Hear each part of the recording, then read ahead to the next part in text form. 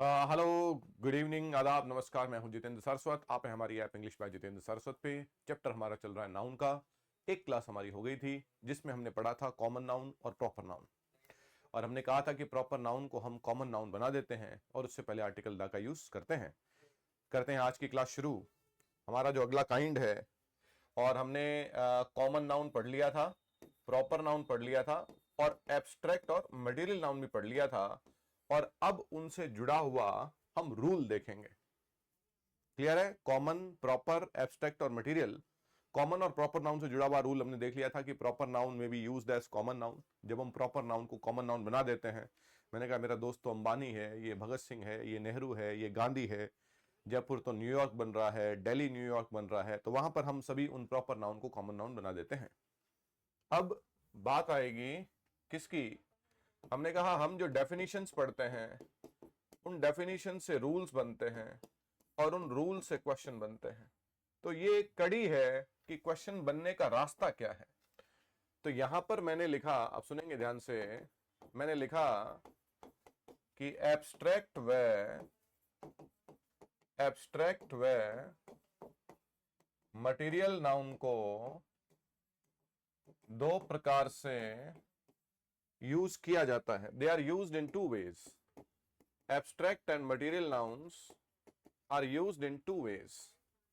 Abstract व material noun को दो प्रकार से यूज किया जाता है। एक हम यूज करते हैं जनरली और एक हम यूज करते हैं पर्टिकुलरली। हाँ जी,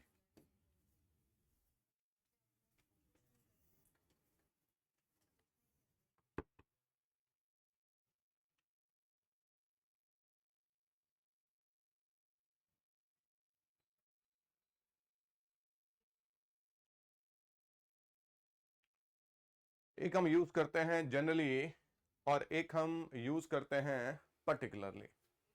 अब इस सारे रूल की चर्चा मैं बाद में करूंगा, पहले मैं एग्जाम्पल देख लेता हूं। पहले मैं एग्जाम्पल को डिस्कस करवाता हूं और बाद में ये थ्योरी लिखेंगे। तो आप देखेंगे कि थ्योरी पढ़ने की आपको आवश्यकता ही महसूस नहीं होगी। आपको लगेगा कि एग्जाम्पल ही इनफ है ना। खैर, अब मैंने एग्जाम्पल लिखा, आप सुनेंगे मेरे साथ साथ, और मेरे साथ साथ बहुत ही ध्यान से आपने सुननी है बातें, क्योंकि हमारा क्रम हम चेंज करते हैं, हम उस तरीके से नहीं चलते हैं, इसलिए बहुत ध्यान से सुनना पड़ेगा आपको और बहुत आसान लगेगा आपको। क्वेश्चंस आपके बिल्कुल सतह पर आपको आ जाएंगे, आप सिर्फ थोड़ा ध्यान से सुने। मैंने लिखा, हाँ जी, मैंने लिखा सबसे पहली बात तो एब्स्ट्रैक्ट और मटेरियल नाउन आपको पहचाननी आनी चाहिए।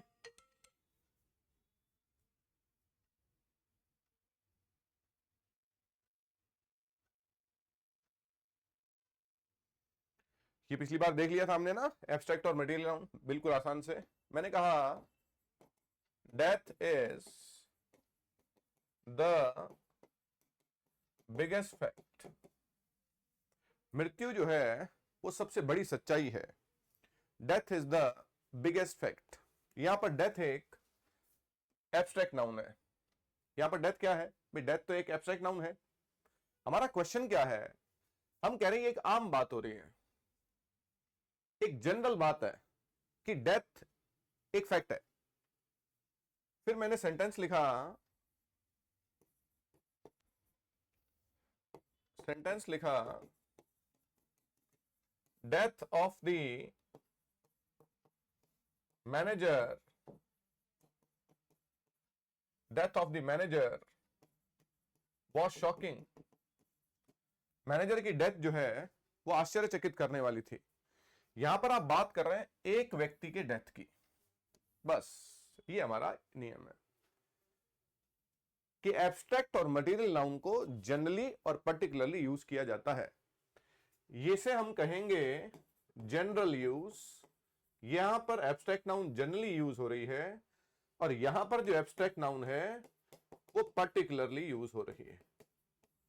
सबसे पहली बात तो ये आपको देखना है कि एक तरफ एब्स्ट्रैक्ट नाउन जब हम आम बात कर रहे हैं, जब हम सबकी बात कर रहे हैं, मृत्यु एक सच्चाई है, समय किसी का इंतजार नहीं करता है, दिन और रात होते हैं, सूरज इस दिशा से निकलता है, पेड़ ऑक्सीजन देते हैं, आम बात हो रही है। ये बात किसी व्यक्ति पर्सन टू पर्सन वेरी नहीं करेगा। तो एक आम बात है, तो एब्स्ट्रैक्ट नाउन जो है वो जनरली यूज हो रही है। किसी एक की बात कर रहा हूं तो विशेष बात होगी, उसे हम पर्टिकुलरली कहेंगे। नियम क्या है? नियम यह है कि अगर एब्स्ट्रैक्ट नाउन को आप जनरली यूज कर रहे हैं तो उससे पहले कोई आर्टिकल नहीं आता है, ना ए आएगा, ना ए आएगा, ना एन आएगा, ना द आएगा। और अगर एब्स्ट्रैक्ट नाउन को पर्टिकुलरली यूज कर रहे हैं तो उससे पहले आर्टिकल द आ जाएगा। जनरली और पर्टिकुलरली, एब्स्ट्रैक्ट और मटेरियल। मैंने सेंटेंस लिखा, अब मेरे साथ साथ एग्जांपल हम लोग लिखते जाएंगे और सॉल्व करते जाएंगे।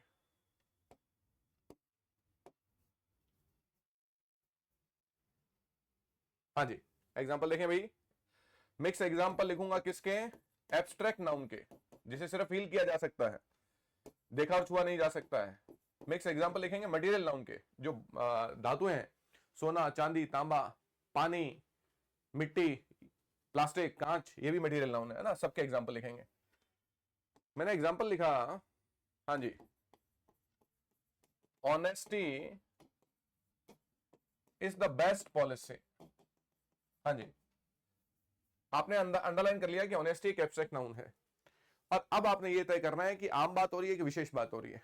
Honesty is the best policy, इसमें ऑनेस्टी कैसी नाउन है? एब्स्ट्रैक्ट नाउन होगी। जनरली यूज हो रही है कि पर्टिकुलरली यूज हो रही है? Honesty is the best policy, honesty से, ईमानदारी से बढ़िया पॉलिसी कोई नहीं है, आम बात हो रही है। तो इससे पहले मैंने क्रॉस लगाया कि किसी आर्टिकल का यूज नहीं करेंगे, और यहां पर मैंने लिखा honesty of Ram taught us a lot. Taught teach की सेकंड फॉर्म है। राम की ईमानदारी ने हमें बहुत कुछ सिखाया। राम की ईमानदारी ने हमें बहुत कुछ सिखाया। यहां पर किसकी ईमानदारी की बात हो रही है? यहां पर राम की ईमानदारी की बात हो रही है, तो यहां पर आ गया आर्टिकल द। पहला क्वेश्चन है honesty is the best policy, honesty से पहले कोई आर्टिकल नहीं है। और दूसरे क्वेश्चन में ऑनेस्टी ऑफ राम, तो क्या आ गया? द आ गया। एब्स्ट्रैक्ट नाउन और मटेरियल नाउन दो तरीके से यूज होंगी, एक जनरली और एक पर्टिकुलरली। फिर एग्जांपल लिखा मैंने, हाँ भाई, सक्सेस रिक्वायर्स, एग्जांपल देखते रहेंगे और लिखते रहेंगे। Success requires hard work and sacrifice. हाँ भैया, सफलता के लिए मेहनत और त्याग की आवश्यकता होती है। सफलता के लिए मेहनत और त्याग की आवश्यकता होती है। सक्सेस कौन सी नाउन हो गई? हाँ जी, सक्सेस कौन सी नाउन हो गई? एब्स्ट्रैक्ट नाउन होगी।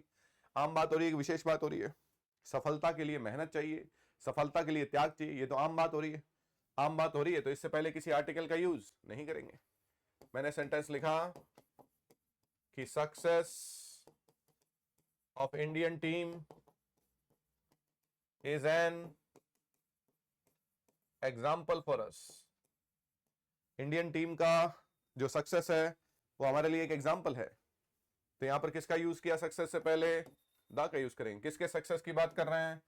इंडियन टीम के सक्सेस की। समझिएगा भैया, success requires hard work and sacrifice. Success requires hard work and sacrifice, आम बात हो रही है। The success of Indian team, success कौन सी नाउन है? एब्स्ट्रैक्ट नाउन है। मैंने एग्जांपल लिखा, हाँ जी,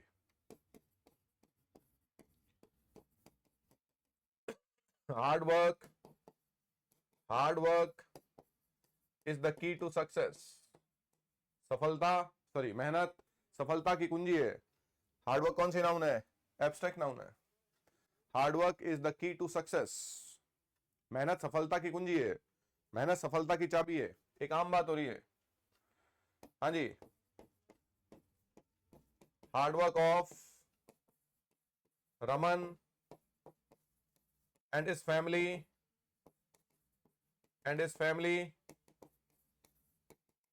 इंस्पायर्ड अस। रमन और उसकी फैमिली की जो मेहनत थी उसने हमें प्रेरित किया। यहां पर किसके हार्डवर्क की बात हो रही है? रमन और उसके परिवार की मेहनत की। तो इससे पहले क्या आ जाएगा? द। यहां किसके मेहनत की बात हो रही है? आम बात हो रही है, कोई आर्टिकल नहीं आएगा। किसके सफलता की बात हो रही है? आम बात हो रही है कि सफलता के लिए हार्डवर्क और सेक्रीफाइस की जरूरत है। यहां किसके सफलता की बात हो रही है? इंडियन टीम के सफलता की बात हो रही है, तो द आ जाएगा। हाँ जी, एग्जाम्पल बहुत सारे लिखने पड़ेंगे, अनगिनत एग्जाम्पल लिखने पड़ेंगे। आपने कहा beauty is short lived, short lived का मतलब होता है क्षणभंगुर, थोड़े समय के लिए। सुंदरता थोड़े समय के लिए होती है, आज है कल नहीं है। जो आज जवान है कल बूढ़े होंगे। जैसे मृत्यु तय है वैसे ही बुढ़ापा भी तय है।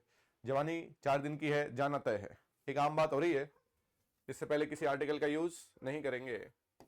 हाँ जी, beauty of the Taj Mahal, beauty of the Taj Mahal is world famous, beauty of the Taj Mahal is world famous. अब किसके ब्यूटी की बात हो रही है? ताजमहल की ब्यूटी की बात हो रही है, तो किसका यूज करेंगे? द। तो एब्स्ट्रैक्ट और मटेरियल नाउन, अभी हम एब्स्ट्रैक्ट नाउन के एग्जांपल देख रहे हैं, फिर मटेरियल के देखेंगे। तो एब्स्ट्रैक्ट नाउन कितने तरीके से यूज होती है? 2 तरीके से, जनरली और पर्टिकुलरली। जब एक आम बात हो रही है तो उससे पहले हम आर्टिकल का यूज नहीं करेंगे। जब विशेष बात हो रही है तो एब्स्ट्रैक्ट नाउन से पहले हम आर्टिकल द का यूज करेंगे। तो बिल्कुल ये आवश्यक है, ये इंपॉर्टेंट है कि आप एब्स्ट्रैक्ट नाउन को पहचाने। सबसे पहली बात तो ये एब्स्ट्रैक्ट नाउन है कि नहीं है। चलिए, हाँ जी, एग्जांपल देखिए, लिखो भैया। हाँ जी, failure, failure teaches us something, असफलता हमें कुछ ना कुछ सिखाती है। Failure teaches us something. हाँ जी, फेलियर असफलता, सक्सेस सफलता। कैसी बात हो रही है? आम बात हो रही है, कोई आर्टिकल नहीं आएगा। Failure of, failure of countries like Syria and Iran. हाँ जी, failure of countries like Syria and Iran is an example. हमारे लिए एग्जाम्पल है। यहाँ बात फेलियर की हो रही है इसलिए जा रहा है। किसके फेलियर की बात हो रही है? सीरिया और ईरान, तबाह हुए वो देश। तो यहाँ पर फेलियर किसका हो रहा है? देशों की बात हो रही है, एक सीरिया की और ईरान की। किसका यूज करेंगे? द का। जनरली का मतलब आम बात हो रही है, पर्टिकुलरली का मतलब विशेष बात हो रही है। चलिए, हाँ जी, एग्जाम्पल लिखिए। बस एग्जाम्पल की कहानी है और कुछ नहीं है। आपने लिखा हैप्पीनेस, हाँ जी, is the, happiness is the biggest medicine. Abstract noun का एग्जांपल देख रहे हैं हम लोग। हैप्पीनेस एब्स्ट्रैक्ट नाउन है, खुशी, खुशी सबसे बड़ी दवाई है। किसकी खुशी की बात हो रही है? आम बात हो रही है, कोई आर्टिकल नहीं आएगा। Happiness of my father is evident, evident मतलब स्पष्ट है। आपका सिलेक्शन हो गया, आप नौकरी लग गए, सक्सेसफुल हो गए, तो मेरे फादर की खुशी जो है स्पष्ट दिखाई दे रही है। यहां पर आप एक व्यक्ति के खुशी की बात कर रहे हैं, किसका यूज करेंगे? द का। तो क्या लिखा भैया? सुख है, दुख है, सफलता, असफलता, ईमानदारी, बेईमानी, भ्रष्टाचार, ईर्ष्या, जलन, नफरत, प्यार, लगाव, ये क्या है? हाँ जी, क्या है? ये एब्स्ट्रैक्ट नाउन है। कितने तरीके से यूज होते हैं? 2 तरीके से, जनरली और पर्टिकुलरली। जनरली का मतलब आम बात हो रही है। जब आम बात हो रही है तो उससे पहले किसी आर्टिकल का यूज नहीं करेंगे, और जब विशेष बात हो रही है तो उससे पहले आर्टिकल द आ जाएगा। ऐसा सेम हम करते हैं मटेरियल नाउन के साथ में। अब मैं एग्जांपल लिख रहा हूं और आप लोग बताएंगे कौन सा जनरल है और कौन सा पर्टिकुलर है ना? चलिए,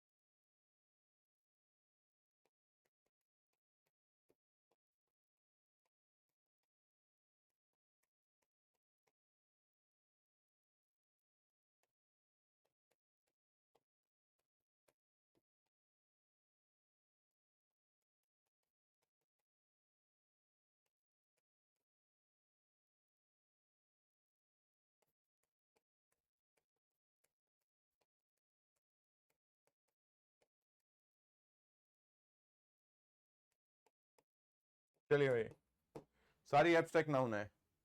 gold, iron, would, silver, paper, water, copper. सोना, चांदी, तांबा, पानी, मिट्टी, ग्लास, कांच, प्लास्टिक, सब क्या है? मटेरियल नाउन है। आपको पहचानना है कि कहां मटेरियल नाउन जनरल है और कहां पर्टिकुलर है।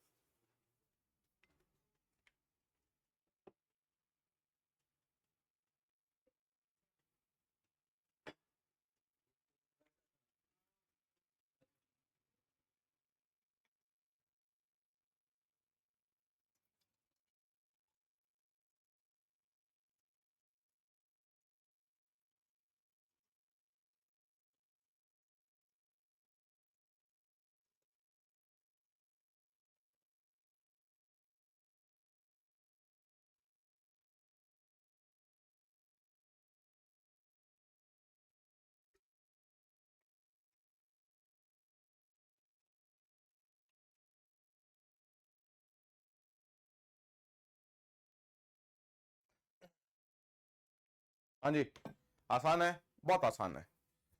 Gold is an expensive metal. सोना एक कीमती धातु है। आम बात हो रही है, इससे पहले किसी आर्टिकल का यूज नहीं करेंगे। Iron is a strong metal. Iron एक स्ट्रॉन्ग मेटल है, इससे पहले किसी आर्टिकल का यूज नहीं करेंगे। Would used in this door. इस दरवाजे में जो लकड़ी यूज हुई है। अब एक दरवाजे की लकड़ी की बात कर रहे हैं, बहुत मजबूत है। इस दरवाजे की लकड़ी की बात कर रहे हैं, क्या आएगा? द आएगा। कितना सुंदर सेंटेंस हो गया, the wood used in this door. चलिए भाई, नेक्स्ट है silver is a cheap metal. Silver एक सस्ती धातु है, आम बात हो रही है। हाँ जी, iron is a strong metal, आम बात हो रही है। गोल्ड एक महंगी धातु है, आम बात हो रही है। पेपर कैन बी रिसाइकल्ड, कागज को रिसाइकिल किया जा सकता है, आम बात हो रही है। वाटर ऑफ रिवर गंगा, कौन से पानी की बात हो रही है? गंगा के पानी की बात हो रही है, एक नदी के पानी की बात हो रही है, पर्टिकुलर बात हो गई the water of river Ganga.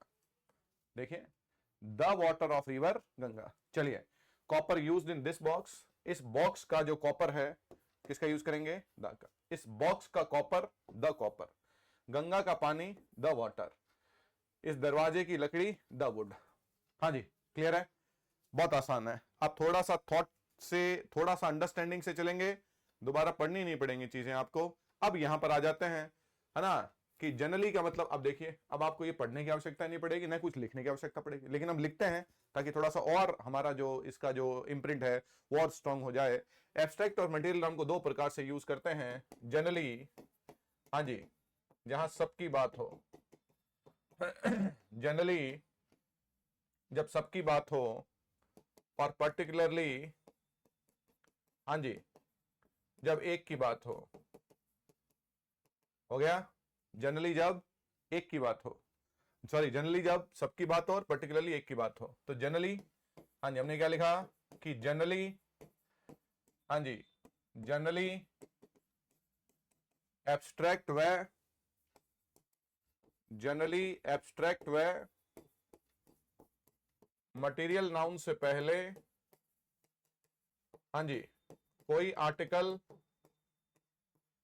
नहीं आता। हाँ भैया, जनरली एब्स्ट्रैक्ट व मटेरियल नाउन से पहले कोई आर्टिकल नहीं आता।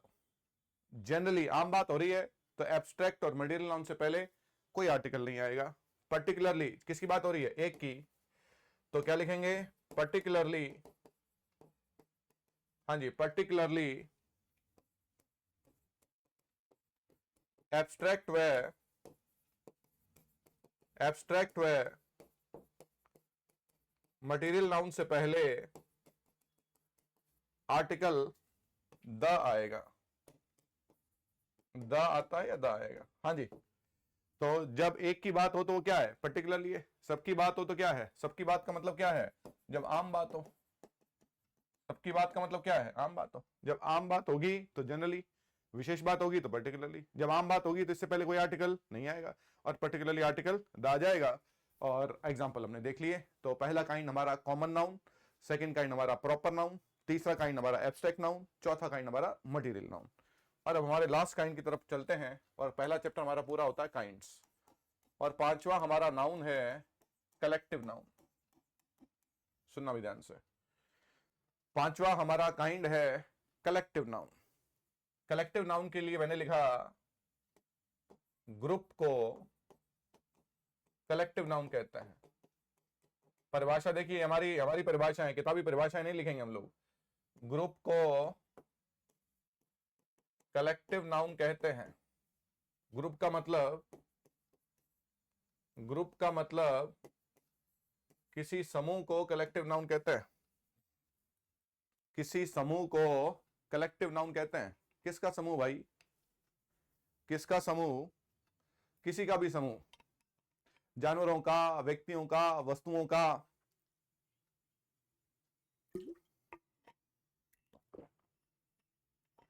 किसी भी प्रकार के समूह को,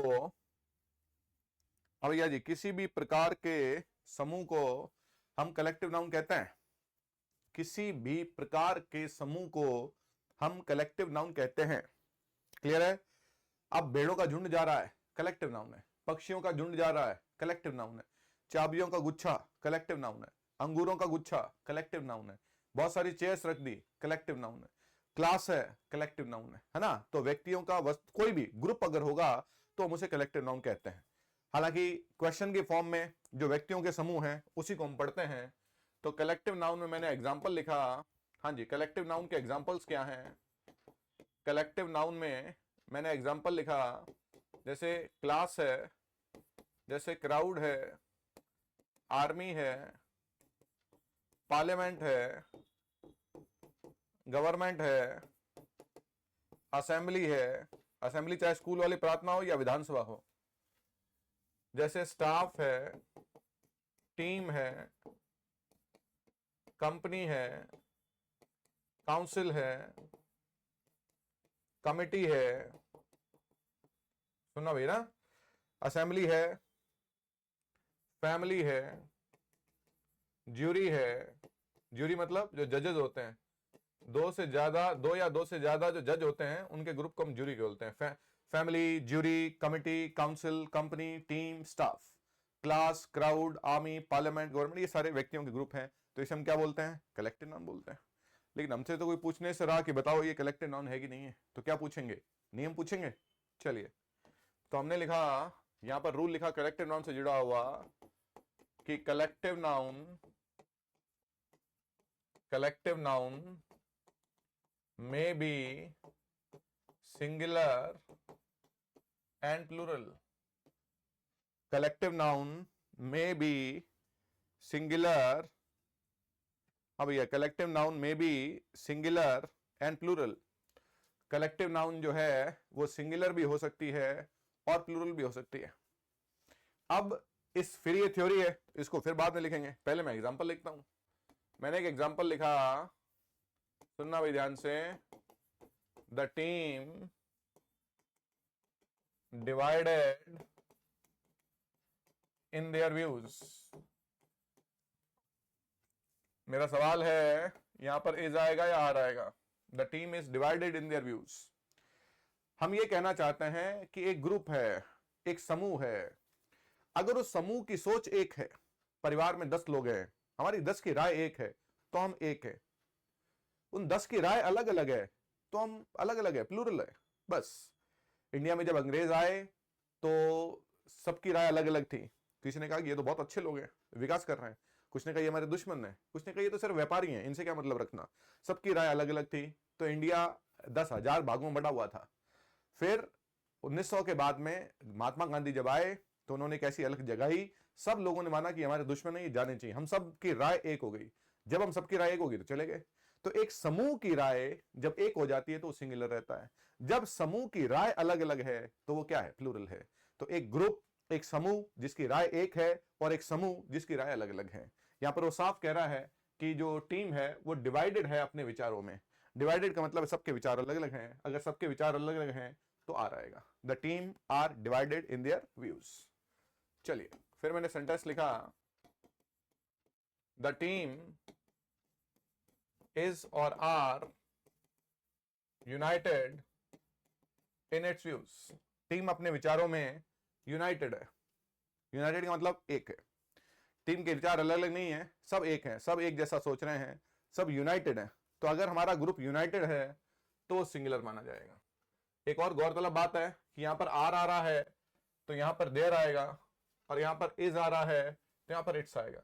हालांकि ये प्रोनाउन का पार्ट है, समझ नहीं आए तो छोड़ सकते हैं। यहाँ पर सिंगुलर और प्लूरल आपको देखना पड़ेगा कि कलेक्टिव नाउन सिंगुलर भी है और कलेक्टिव नाउन प्लूरल भी है।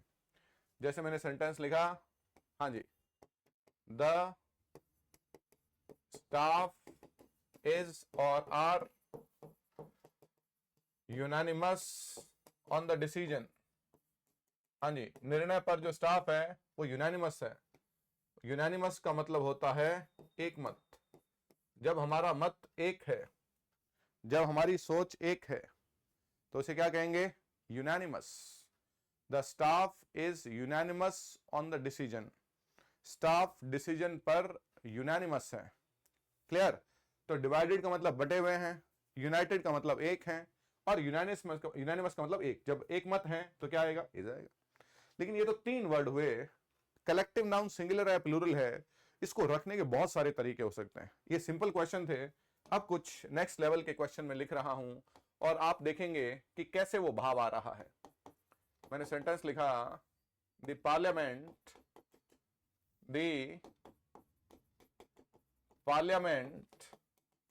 इज और आर, हाँ जी, fighting over the bill. Fighting over the bill, एक बिल आया है जिसको लेकर पार्लियामेंट के लोग आपस में लड़ रहे हैं। द पार्लियामेंट इज और are fighting over the bill. The parliament fighting over the bill, तो वर्ड क्या है यहां पर? सेंटेंस पढ़िए, शाबाश।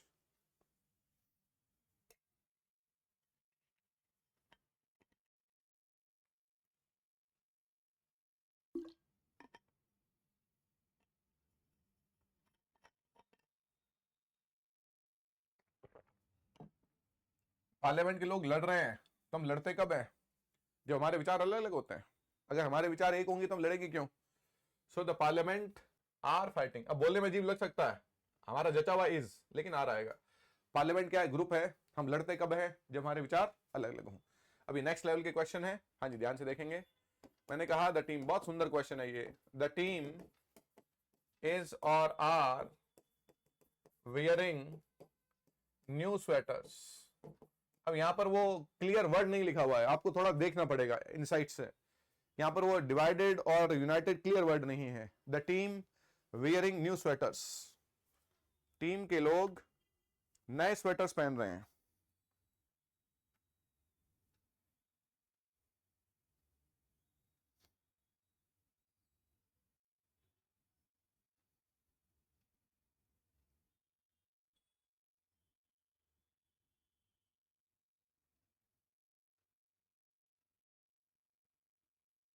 हाँ जी, बताइए।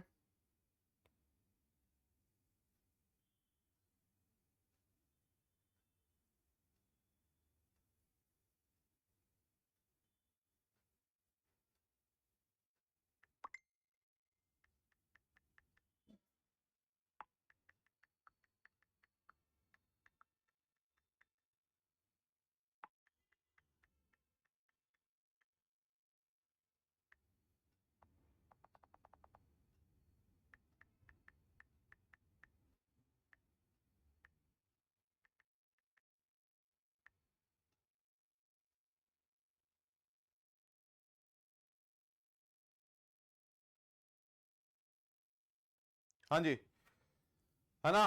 अब कह रहे टीम के लोग स्वेटर पहन रहे हैं। मैंने कहा टीम के 10 लोग हैं, 20 लोग हैं, कितने भी लोग हैं, वो स्वेटर कैसे पहनेंगे? एक स्वेटर पहनेंगे कि अलग अलग पहनेंगे?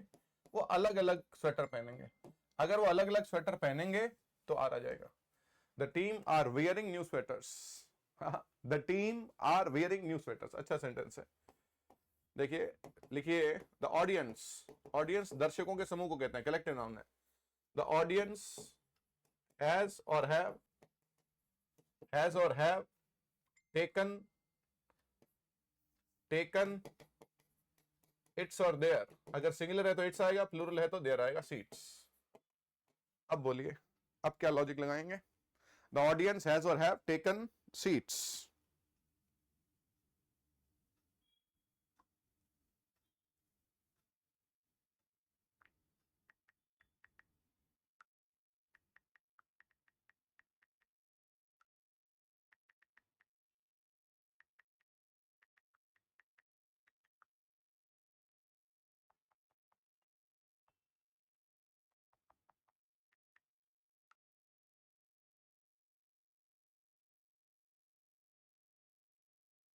हाँ जी, द ऑडियंस हैज, अब ऑडियंस में 100 लोग हैं तो कितनी जगह पर बैठेंगे? एक ही जगह पर बैठ जाएंगे सारे? अलग अलग जगह पर बैठेंगे। टीम के 10 लोग हैं, एक ही स्वेटर पहनेंगे? अलग अलग स्वेटर पहनेंगे। ये जो अलग अलग वर्ड आते ही, अलग अलग का सेंस आते ही, the audience have taken their seats, है ना? सुंदर सेंटेंस है।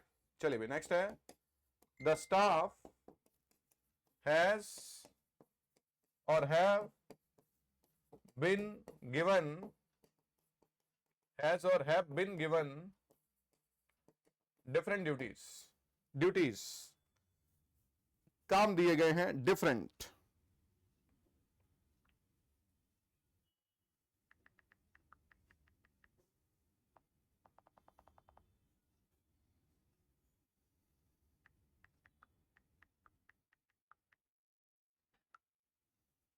हाँ जी, कितने देखिए, parliament are fighting, the team are wearing, the audience have taken, the staff different duties हैं। डिफरेंट का मतलब अलग अलग ड्यूटीज हैं। वर्ड ही आ गया अलग अलग, अलग अलग आ गया तो क्या लिखोगे? हैव। हाँ जी, नेक्स्ट, द स्टाफ, इसी सेंटेंस को लिखा, द स्टाफ हैज और have been given the same duty, सारे लोग मिलकर एक ही काम कर रहे हैं। अब जब सारे लोग मिलकर एक ही काम कर रहे हैं तो एक यूनिट के तौर पे काम करना है, और सभी लोग अलग अलग काम कर रहे हैं। जब वो मिलके एक ही काम कर रहे हैं तो हैज है, और जब अलग अलग काम कर रहे हैं तो हैव है। तो कलेक्टिव नाउन क्या है? सिंगुलर भी है और प्लूरल भी है। एक ग्रुप का आइडिया एक है तो सिंगुलर है, ग्रुप का आइडिया अलग अलग है तो प्लूरल है। अब इससे आगे के question, last type of questions हैं। देखो भैया, ये सिंपल क्वेश्चन है, डिवाइडेड है, यूनाइटेड है, यूनानिमस है, ये थोड़े और लेवल क्वेश्चन है। अब लिखिए, माय वेरी स्वीट, हाँ जी, इज आएगा, ये आ रहेगा। The government is or are celebrating first anniversary, first anniversary, celebrating the first anniversary। हाँ जी, the government is or are celebrating the first anniversary। हाँ जी, the staff, हाँ जी, is or are, हाँ जी, very nice here। The council has or have given the decision। हाँ जी, ये तीसरा part है, किताबों से बाहर की दुनिया है ये। द ज्यूरी इज और आर, हाँ जी, हैप्पी विद अस। चलिए अब कीजिए सॉल्व।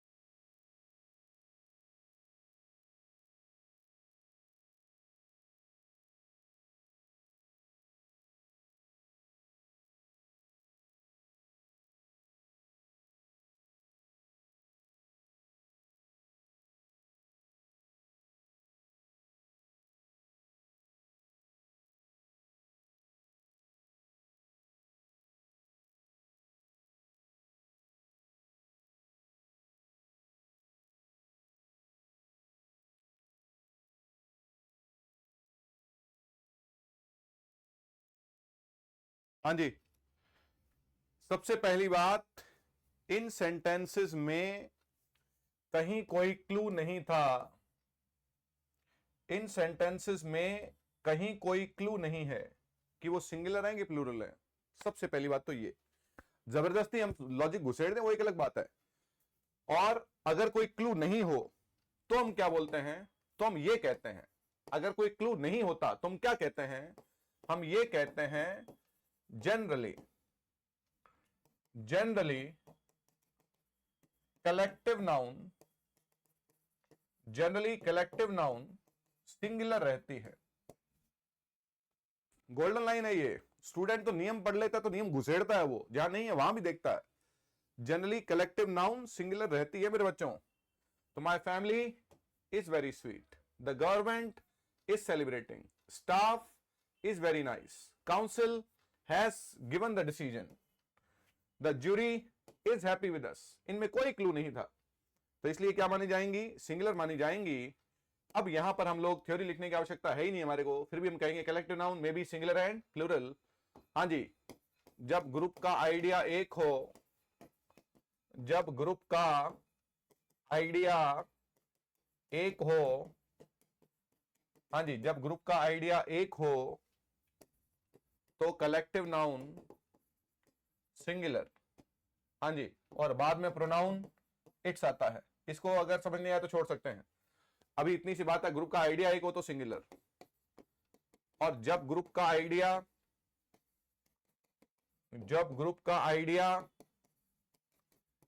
हाँ जी, जब ग्रुप का आइडिया एक से ज्यादा हो, जब ग्रुप का आइडिया एक से ज्यादा हो तो कलेक्टिव नाउन प्लूरल, और बाद में देयर। हाँ भैया, जब ग्रुप का आइडिया एक हो तो कलेक्टिव नाउन सिंगुलर, जब ग्रुप का आइडिया एक से ज्यादा हो तो कलेक्टिव नाउन प्लूरल, बाद में देयर।